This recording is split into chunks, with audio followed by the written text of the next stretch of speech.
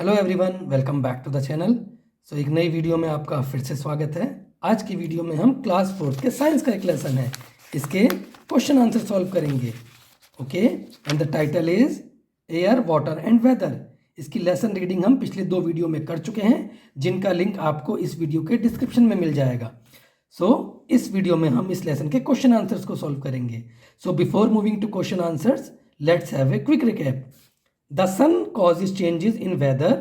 तो मौसम में बदलाव सूरज की वजह से होता है। It affects the temperature and causes winds to blow. ये तापमान में बदलाव के लिए भी जिम्मेदार है और हवा के चलने में भी सूर्य का ही हाथ होता है। Air currents are set up when warm air rises and cooler air takes its place. तो हवा का करंट बनता है जब गर्म हवा ऊपर की तरफ उठती है और ठंडी हवा उस गर्म हवा की जगह को लेने के लिए फटाफट से आती है, तो इससे एयर करंट बनता है। Land gets heated faster than water. जमीन पानी के मुकाबले ज़्यादा तेजी से गर्म होती है। It cools down faster too. ये ठंडी भी पानी के मुकाबले ज़्यादा तेजी से होती है। On heating liquid water changes into water vapour. गर्म करने पर पानी भाप में बदल जाता है। This is called evaporation. इसे हम वाष्पीकरण बोलते हैं। On cooling water vapours changes into liquid water. ठंडा करने पर पानी का भाप पानी की बूंदों में बदल जाता है। This is called condensation. इसे हम संघनन बोलते हैं। Okay, in nature the effect of evaporation and condensation of water is seen as rain, dew, frost, fog, hail and snow. तो प्रकृति में वाष्पीकरण और संघनन का प्रभाव हम अलग अलग रूप में देख सकते हैं, जैसे कि बारिश, ओस, पाला, कोहरा, ओले और बर्फबारी। ठीक है, अगला देखिए। Water has soluble impurities, insoluble impurities and disease causing germs. पानी में घुलनशील अशुद्धता, अघुलनशील अशुद्धता और बीमारियां फैलाने वाले जर्म्स मिले होते हैं। Insoluble impurities are removed by sedimentation and decantation and filtration. तो अघुलनशील अशुद्धता को दूर करने के लिए हम अवसादन, निथारना और छानने की प्रक्रिया का प्रयोग करते हैं, जिसे हम सेडिमेंटेशन, डिकेंटेशन एंड फिल्ट्रेशन बोलते हैं। ओके, चलिए क्वेश्चन आंसर्स पे मूव कर लेते हैं। Read and answer. A part देखिए, टिक द करेक्ट आंसर्स। इनमें से करेक्ट आंसर्स आपको टिक करने हैं। क्वेश्चन दे रखे हैं, उनके 4 ऑप्शंस दे रखे हैं, जो सही आंसर है उस पर आपको टिक करना है। Okay, changes in the weather are caused primarily due to sun, clouds, rain और विंड। तो मौसम में बदलाव किसकी वजह से होता है? आपने लेसन में रीड किया था, इट इज बिकॉज ऑफ सन। तो सन के आगे आपको टिक करना है। सेकंड देखिए, clothes take a long time to dry. कपड़े सूखने में बहुत ज़्यादा समय लेते हैं। ए ऑप्शन है when the weather is windy, B option when the air is wet, C when the temperature is high and D when the air is dry. तो कपड़े को सूखने में ज़्यादा समय कब लगेगा? जब एयर जो है वो वेट हो, मतलब हवा में नमी हो, तब हमारे कपड़े सूखने में ज़्यादा समय लेते हैं। थर्ड देखिए, the process of changing of liquid water into water vapor is known as A option evaporation, B condensation, C chlorination and D decantation। तो लिक्विड वाटर को वाटर वेपर्स में चेंज होने के प्रोसेस को हम बोलते हैं इवेपोरेशन। तो इसका ए ऑप्शन जो है सही आंसर है। इसके आगे आपको टिक करना है, ये भी आपने लेसन में रीड किया था। फोर्थ देखिए, which of the following is not a way of purifying water. 4 option दे रखे हैं, इनमें से कौन सा प्रोसेस वाटर को प्योरीफाई करने का प्रोसेस नहीं है? A sedimentation, B chlorination, C filtration and D cooling. तो ए, बी और सी वाटर को प्योरीफाई करने के अलग अलग मेथड्स हैं। डी कूलिंग जो है वो कोई मेथड नहीं है वाटर को प्योरीफाई करने का, तो डी के आगे आपको टिक कर देना है। फिफ्थ देखिए, Frost is formed when it is very hot, windy, raining और वेरी कोल्ड। तो फ्रॉस्ट कब बनता है? फ्रॉस्ट बनता है जब बहुत ठंडी होती है। देखिए, फ्रॉस्ट कब बनता है? When it is very cold, the dew or surface water freezes into tiny white crystal, this is called frost. तो वेरी कोल्ड जब होता है तो आपको इसमें वेरी कोल्ड पे टिक कर देना है। बी पार्ट देखिए, change the underline words to make correct statements. तो इन सेंटेंसेस के अंदर एक अंडरलाइन वर्ड है, आपको उसको सही करके लिखना है। Rewrite the correct statements in your notebook. Correct statement आपको अपनी नोटबुक में लिखनी है। The season changes from day to day. तो सीजन चेंज नहीं होता, वेदर चेंज होता है, ये हमने लेसन में रीड किया था। तो यहाँ आपका सेंटेंस बन जाएगा the weather changes from day to day. Second देखिए, अ फ्लेम बर्न्स डाउनवर्ड्स। तो कोई फ्लेम जो होता है वो डाउनवर्ड्स बर्न करता है या अपवर्ड्स करता है? अपवर्ड्स करता है। हमने एग्जाम्पल देखा था, कैंडल की पोजीशन को हम चेंज भी करते हैं तो भी फ्लेम ऊपर की तरफ ही जाती है। तो स्टेटमेंट बन जाएगी a flame burns upwards. Okay. Third देखिए, warm air is heavier than cool air. तो गर्म हवा क्या ठंडी हवा से भारी होती है? नो, वो हल्की होती है। तो इसका आपका बन जाएगा warm air is lighter than cool air. Okay. Next देखिए, in coastal areas warm air blows towards the land during the day. तो दिन के समय क्या कोस्टल एरिया में गर्म हवा मैदान की तरफ चलती है? No, in coastal areas cool air blows towards the land during the day. देखिए ये रहा, a cool sea breeze blows towards the land during the day. तो समुद्र से जमीन की तरफ ठंडी हवा बहती है दिन के समय। तो आपको यहाँ पे कूल लिख करके और इस सेंटेंस को कंप्लीट करना है। नेक्स्ट देखिए, when it is very cold the dew freezes to form hail. तो जब बहुत ठंड होती है तो ड्यू फ्रीज होके क्या हेल बनता है? No, it changes into frost. तो आप लिखोगे इसमें when it is very cold the dew freezes to form frost. Okay. अगला देखिए, the process of adding chlorine in water to kill germs is called sedimentation. No, chlorination बोलते हैं। तो sedimentation की जगह क्लोरीनेशन आपको लिख देना है और ये सेंटेंस कंप्लीट हो जाएगा। नेक्स्ट देखिए, राइट शॉर्ट आंसर्स। आपको छोटे आंसर्स लिखने हैं। What do you mean by weather? यह हमने लेसन में रीड किया था। Weather is the condition of the atmosphere surrounding us at a particular time in terms of temperature, atmospheric pressure, wind and moisture. तो ये answer आपको उठा के लिख देना है फर्स्ट क्वेश्चन में। नेक्स्ट देखिए, how is condensation different from evaporation?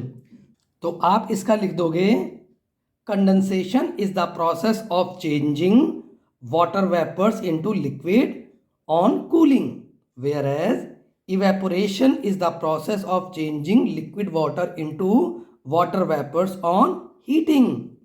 तो यहाँ से आपको कंडेंसेशन का उठाना है और इसमें से आपको इवेपोरेशन का उठाना है। ओके। नेक्स्ट देख लेते हैं, what are the two types of impurities in water? तो आप लिखोगे soluble impurities and insoluble impurities are the two types of impurities found in water। Okay. अगला देखिए, what is chlorination? तो आप इसका लिखोगे the process of adding chlorine in water to kill germs is called chlorination। और ये हम water में क्यों मिलाते हैं? जर्म्स को किल करने के लिए। नेक्स्ट देख लीजिए क्या है, define water table of an area. तो वाटर टेबल क्या होता है ये भी आपने रीड किया था। देखिए, the level of underground water in an area is called the water table. Okay. तो ये आपको उठा के यहाँ से लिख देना है। अगला देखिए, answer these questions. What is a land breeze? How does it occur? तो ये आपने पीछे लेसन में रीड किया था। देखिए लैंड ब्रीज क्या होती है, ये लैंड ब्रीज है। तो इसका आप लिखोगे the cooler air over the land blows towards the sea at night is called land breeze. It occurs when warmer air above the sea rises up, so the cooler air from the land blows to take its place। okay। Second देखिए, how is hail different from snow? तो आप इसका लिखोगे when raindrops pass through a very cold region of the atmosphere they freeze and become hail, whereas when water vapor is suddenly cooled it freezes to form snow। okay। अगला देखिए, what are the different ways of purifying water. तो different ways हमने पीछे read किए थे, तो आप इसका लिखोगे water can be purified by sedimentation, decantation, filtration, chlorination, boiling and adding potassium permanganate. Boiling सबसे अच्छा मेथड यहाँ बताया था, and adding potassium permanganate. Okay, अगला देखिए, ई पार्ट का देखिए, think and answer. Even on a very hot day people in coastal area do not feel very hot, why. तो आप लिखोगे even on very hot day people in coastal areas do not feel very hot because cool sea breeze blows towards the land during the day. किसी गर्म दिन पर जब land की गर्म हवा जो है वो हल्की होकर ऊपर उठेगी तो सी से ठंडी ब्रीज जो है वो आएगी उस खाली स्पेस को लेने के लिए, तो इसीलिए कोस्टल एरिया के लोगों को गर्मी फील नहीं होगी क्योंकि ठंडी हवा सी से लैंड की तरफ आ जाएगी। Okay, early on winter morning we see drops of water on plants and parked cars, why. तो आप लिखोगे early on winter mornings we see drops of water on plants and parked cars because water vapour in the air condenses and appears as droplets. Okay, तो ये आपको लिख देना है।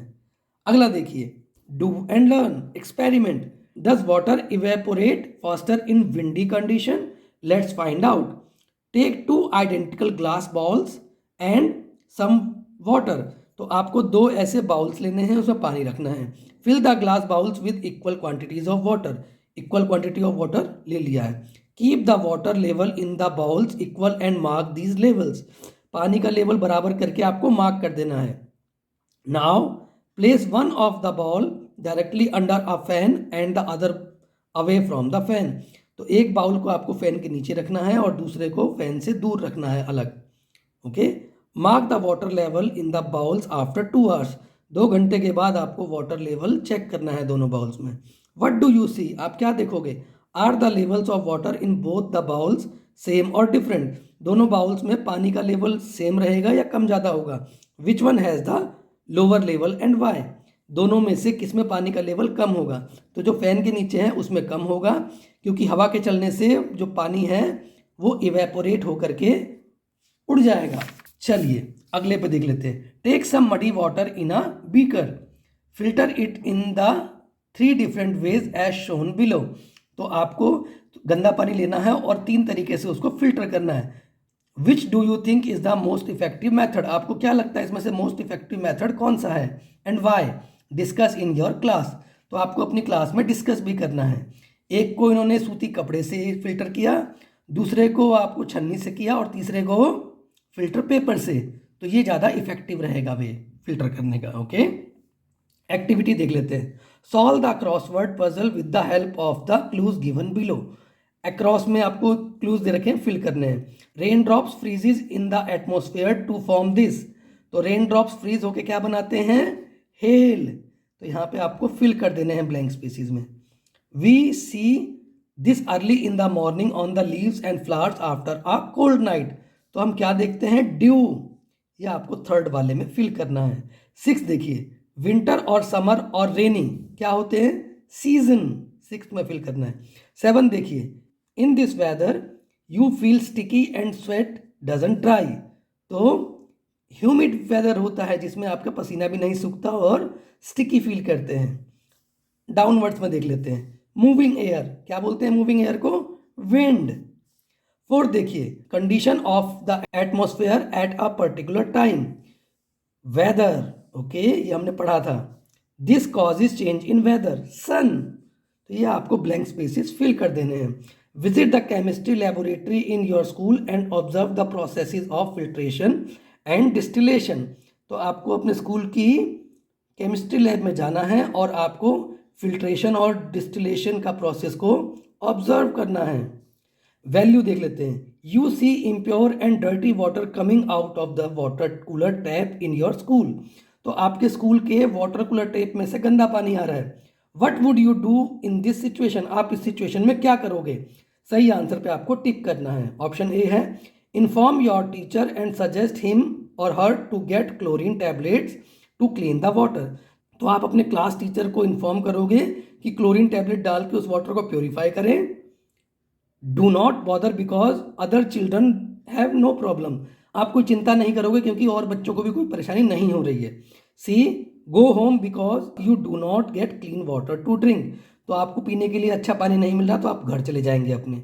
तो option A is the right answer. आप अपने teacher को इन्फॉर्म करोगे कि गंदा पानी आ रहा है, क्योंकि गंदा पानी पीने से बहुत से बच्चे बीमार हो सकते हैं। ओके, चलिए तो इस वीडियो में फिलहाल इतना ही। अगर आपको ये वीडियो अच्छी लगी, इन्फॉर्मेटिव लगी, तो प्लीज़ इसे लाइक करके अपने दोस्तों के साथ भी शेयर कीजिए।